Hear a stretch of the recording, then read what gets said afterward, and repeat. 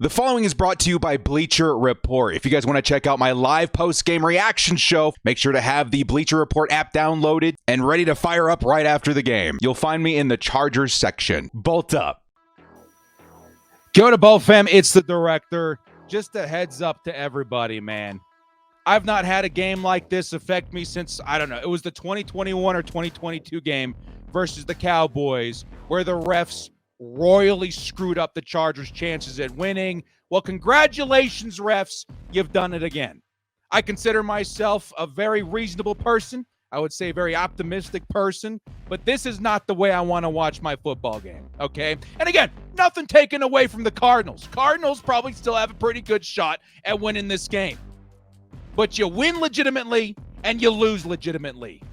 You take that away from me as a fan, and I'm going to get pissed off. So I'm not looking at you, Cardinals. I'm looking at you, refs, for taking away the Chargers' chance at taking a dub this week.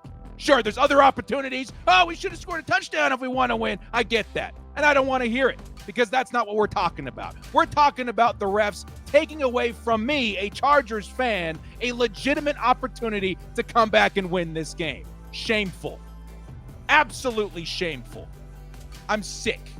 For those of you guys who not know what I'm talking about, the Chargers, after taking a pretty big gamble, taking the lead 15-14 in the fourth quarter, punt it back to the Cardinals, pretty much putting the fate of the game in the hands of their defense. And you know what? The defense had a good shot at it. They make a good play on second down. Marvin Harrison tries to come up with a spectacular grab on the sideline. It's well defended by Cam Hart. Then here comes the flag. Cam Hart called unnecessary roughness, 15 yards. And instead of a 3rd and long, it's a 1st and 10 from the 45-yard line. You cannot tell me with a straight face that that does not affect the outcome of this game. Not all flags are equal. That one determined the fate of this game. The Chargers rolled the dice. They said the defense is what's going to win us this game. And the refs took that away. That is NFL interference. That is refereeing interference. And I hate the way that this game ended. I can stomach a loss. I've been doing this for 5 years. I've seen every which way the Chargers lose football games, and I'm sure as heck cool about it most of the time. Not this time. That is unacceptable. You took away from this team a strategy that they went into the fourth quarter with that particular play. You wiped it away with a bullcrap call, and I'm not going to stand for it. There's going to be people saying, oh, stop crying, stop this and that. I don't care. I'll be the sponge, but I'm not going to shut up about it because we're not losing football games that way. That is not the way Chargers are going to go down. You win the right way, you lose the right way, and you took that away from my team this week, refs, and I'm sure as heck pissed about it.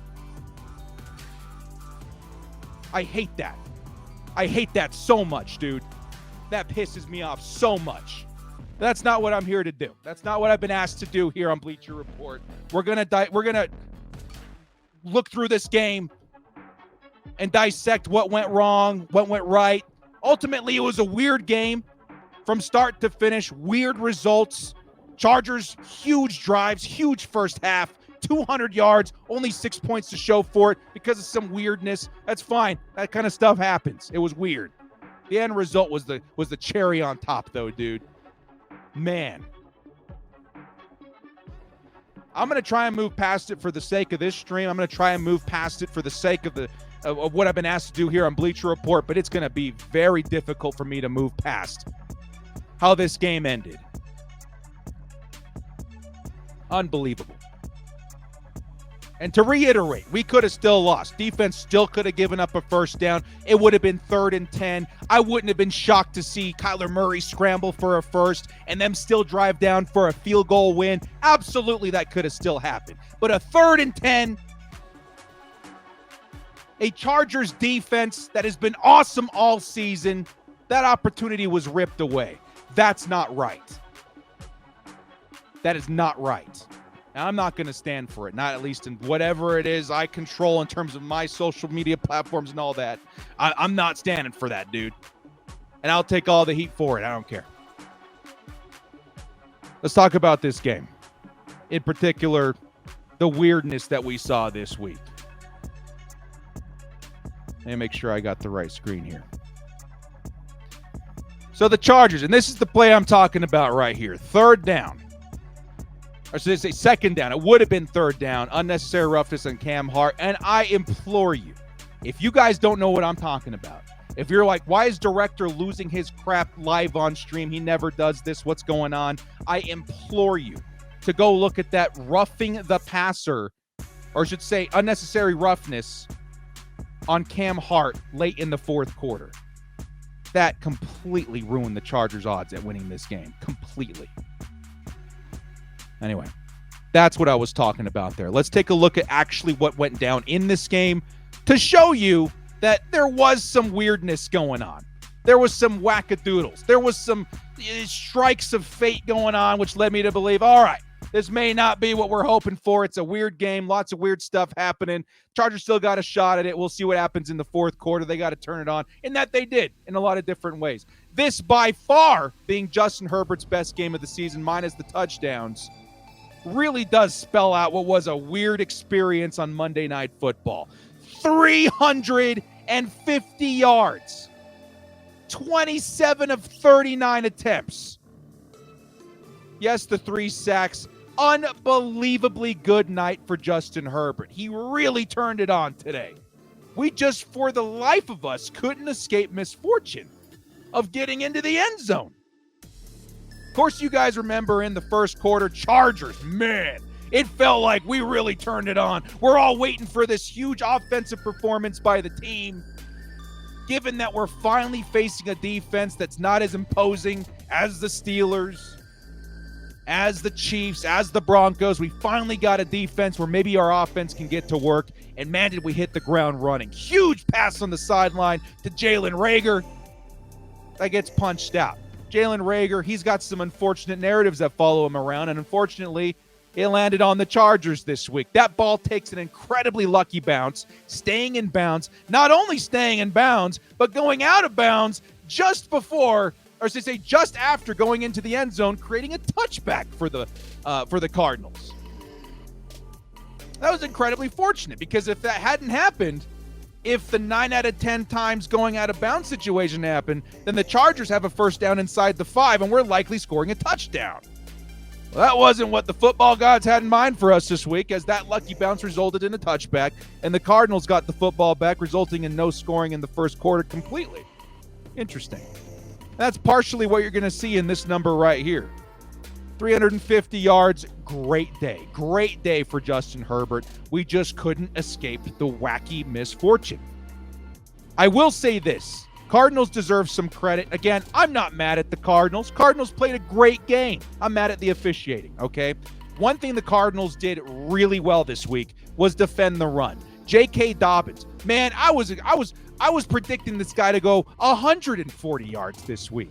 The Cardinals have been a terrible run defense this season, and I felt the Chargers, in putting all of the resources into becoming a good run offense, were going to completely run over this team. And again, from the first quarter, it kind of felt like that maybe would be the case. The offensive line was bullying that defensive line of the Cardinals, and it felt like, okay, we're going to have ourselves a nice running effort by J.K. Dobbins. It went completely away by that after that point.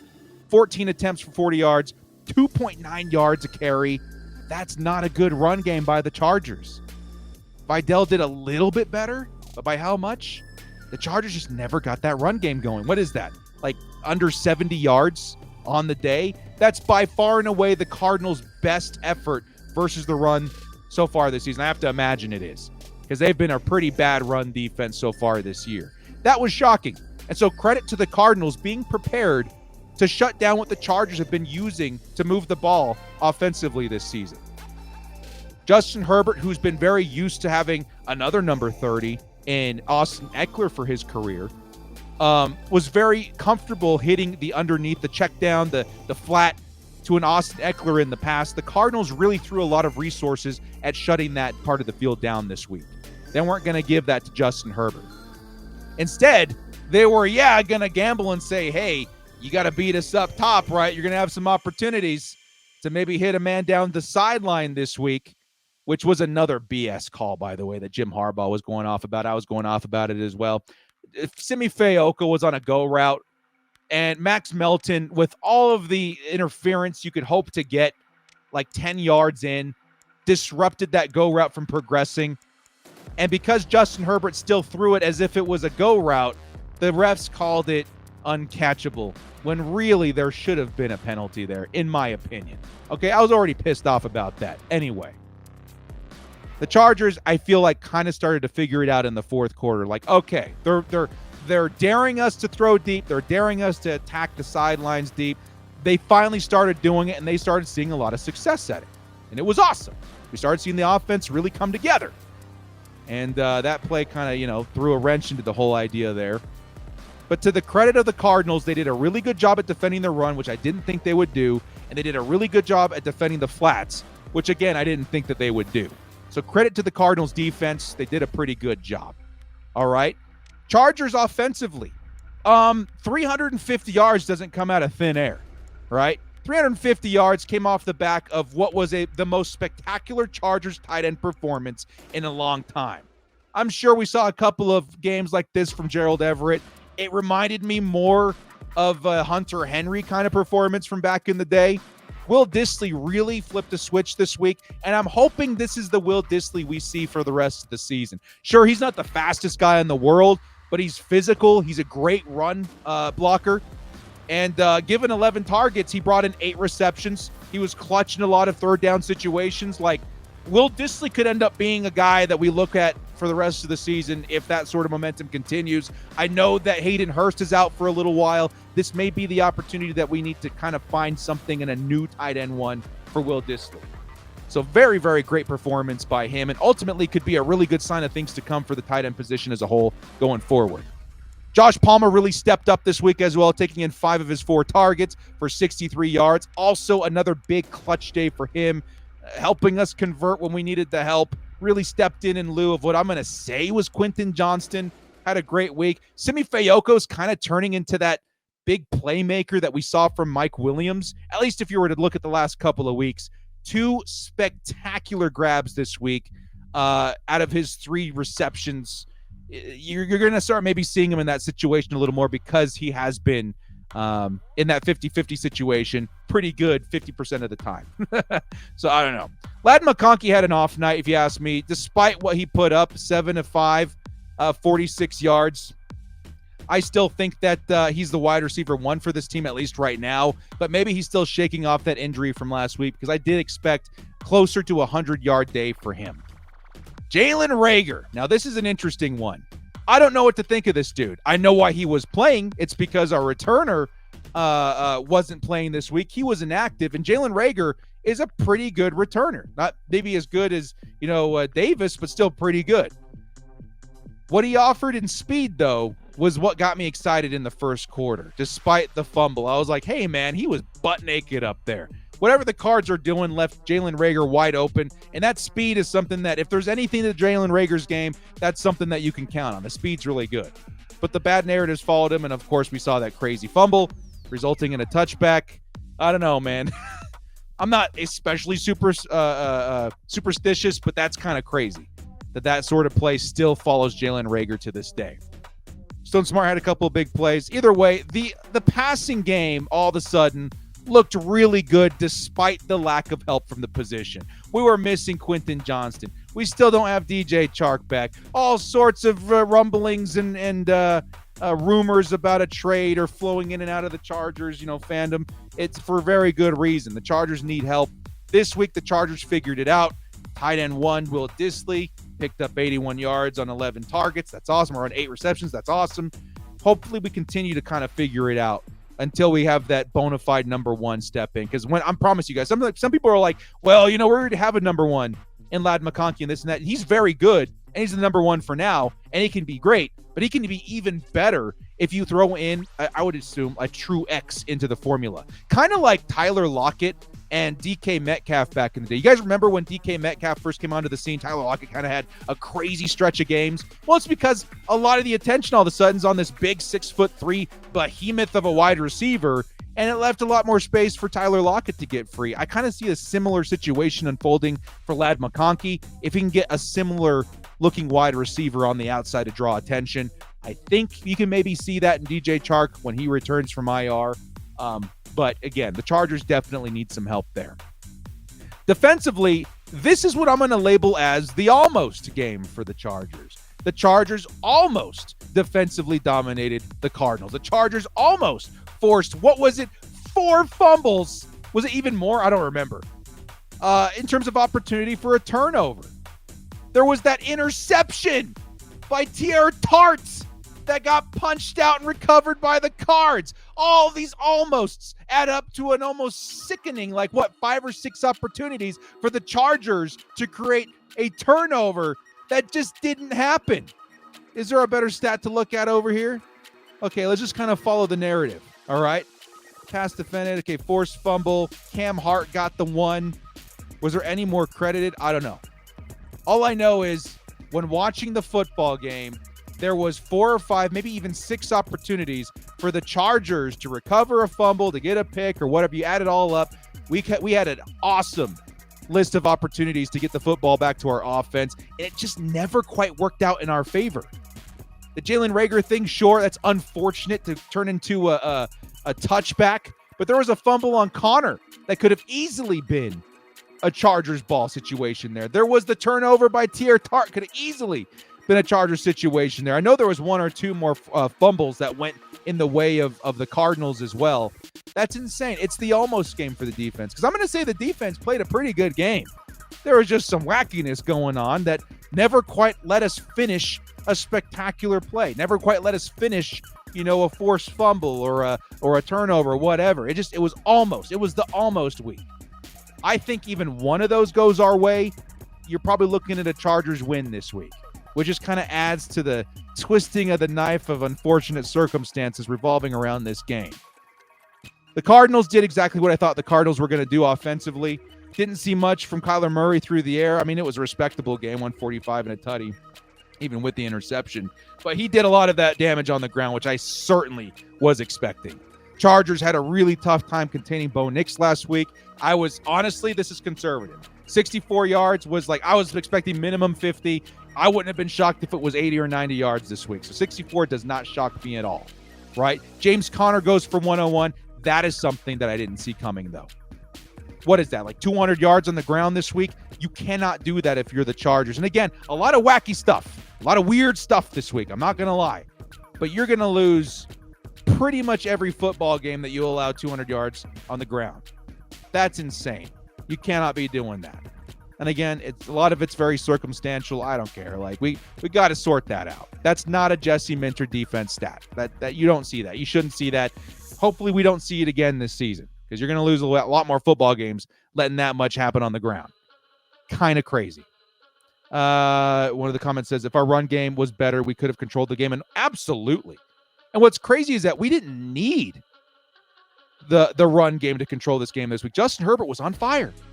We just couldn't find a way into the end zone, which sucks. And again, credit to the Cardinals defense for holding J.K. Dobbins to 2.9 a carry. That's insane. I absolutely did not see that coming. But if there's other problems, if there's an underlying problem to this number right here, if there's an underlying problem to the 2.9 a carry that we need to address, we've got to figure it out quick. If the interior offensive line is really that bad, if the center situation is really that bad, if there's something contributing to this that's blunt and obvious, we have to figure that out quick, because we're a running football team that can't run the football versus the Cards, one of the worst run defenses in football. I don't know what that spells for the rest of the season. I'm just going to guess not good. We have to figure that out. To finish this up, Cardinals defensively, they had a crazy game because, again, a lot of crazy stuff happened in terms of fumbles, and they played a very physical game too, to their credit. Again, this is tough for me too, because a lot of people are going to think, director's whining and belly aching and all this stuff.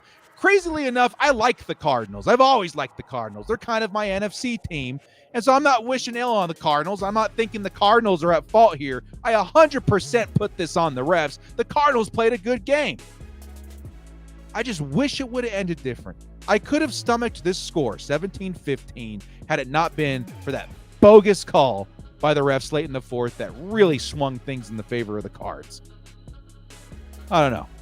we got a lot more stuff to talk about, guys. I think I'm scheduled for another show tomorrow, which we'll kind of pick up on after this. It's going to talk more about where the Chargers are now, a 3-3 team that's in desperate need at certain positions, like let's say corner, wide receiver, maybe interior offensive line. Tight end might see some hope all of a sudden with Will Dissly in this performance. But we have a long road ahead of us. And this game did shed a lot of light in terms of who we are, what we have in terms of strengths, because I think, if anything, if you're going to take a good thing from this game, Justin Herbert is still the man. Despite all the weird misfortune this game had to offer, 350 yards is still awesome. And that's something that we can continue to build on and lean on for the rest of the season. That's great, right? But there's so many other things that the Chargers kind of have to sort out. It's somewhat of a, patchwork job in terms of roster construction, because you had so much money issues to start off the offseason. I think Joe Ortiz did a really good job despite that. But now that we're in a situation where the trade deadline's coming up, Joe Ortiz has a really strong history of mid-season trades, including Roquan Smith with the Ravens. I was hoping that a 4-2 record would push us closer to that reality, but I still think a 3-3 record puts us in that radar. And I really do believe the Chargers are a couple of positions away from being a very different team. A legitimate wide receiver one, and this offense is looking different. A better situation at defensive line. Maybe the situation looks different. I don't know. I just feel like, or especially interior offensive line, I still feel like we're going to be players in that, and we'll pick up more on that in tomorrow's show. But for now, all I'm going to say is that the Chargers wasn't our best game. Sure, could still have been a game that we should have lost, whatever, but I'm not going to be quiet about the way we lost this game. I'm going to continue to be very loud about it, because we had every shot to win this game with a 3rd and 10 in front of us, not with a BS penalty like that, okay? And with that, hopefully my producers aren't pissed at me for losing my crap. Sorry if you are, but it is what it is. I'm a diehard Chargers fan, and I cannot stomach losing a game like that. And hopefully everybody else has the ability, like me, to be really angry right now and shake it off and bolt up tomorrow. But for now, I think it's something we got to be loud about as a fan base, because that is unacceptable to me. All right, guys, thank you so much for joining me. This has been the Director on Bleacher Report. I'll see you guys on Twitter and tomorrow for my follow-up show here, kind of with more thoughts on what the Chargers should do now that they're a 3-3 team, heading into still a very favorable schedule. We'll see you guys next time. As always, bolt up, stay frosty, and hit us up with this follow here on Bleacher Report if you did enjoy the show.